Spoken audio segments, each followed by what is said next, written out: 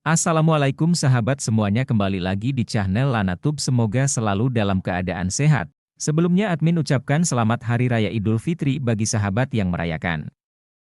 Tenaga honorer terancam dicoret dari database pendataan non-ASN oleh Badan Kepegawaian Negara, BKN.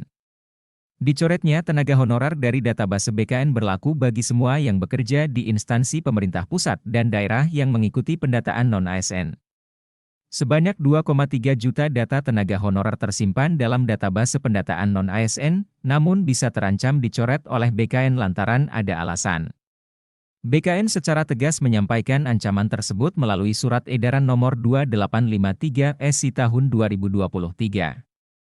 Dalam surat edaran tersebut, BKN meminta kepada Kepala Biro Kepegawaian (SDM) Kementerian, Lembaga dan Kepala BKD, BKPSDM, BKPP Provinsi, Kabupaten, Kota untuk melakukan kewajiban terkait pendataan non-ASN.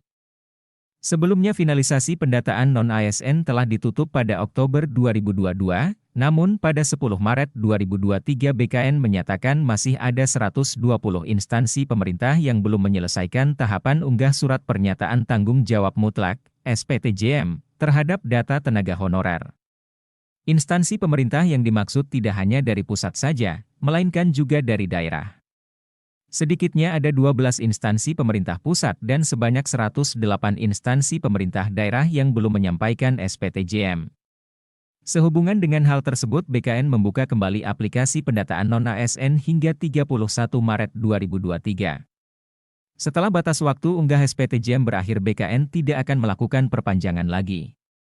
Kabar terbaru Menteri Pendayagunaan Aparatur Negara dan Reformasi Birokrasi, Menpan RB, Abdullah Azwar Anas mengaku sebanyak 595 instansi pemerintah telah mengunggah SPTJM. Sayangnya masih ada 5 instansi pemerintah yang belum menyampaikan SPTJM. Finalisasi pendataan non-ASN akan dijadikan sebagai database terkait penyelesaian tenaga honorer yang bekerja di instansi pemerintah. Menpan RB Anas menyampaikan, ada 4 poin penyelesaian tenaga honorer sebagai berikut. Poin pertama, pemerintah akan menghindari PHK massal lantaran menghargai jasa tenaga honorer yang telah lama mengabdi di instansi pemerintah. Poin kedua, pemerintah akan menghindari pembengkakan anggaran dengan cara sangat selektif dalam merekrut ASN. Poin ketiga, pemerintah tidak akan mengurangi pendapatan yang diterima tenaga honorer saat ini. Poin keempat, penyelesaian tenaga honorer akan sesuai dengan regulasi yang ada. Bagi tenaga honorer yang ingin mengetahui apakah lulus verifikasi BKN atau tidak, dapat melihat hasil pendataan non-ASN secara online.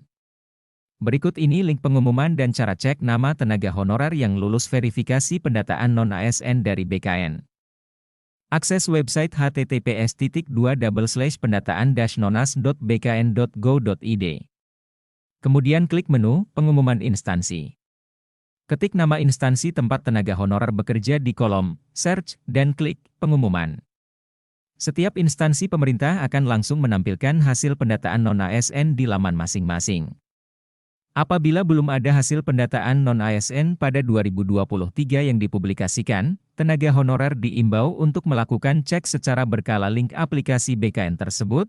Pastikan nama tenaga honorer tidak terancam dicoret dari database pendataan non-ASN BKN.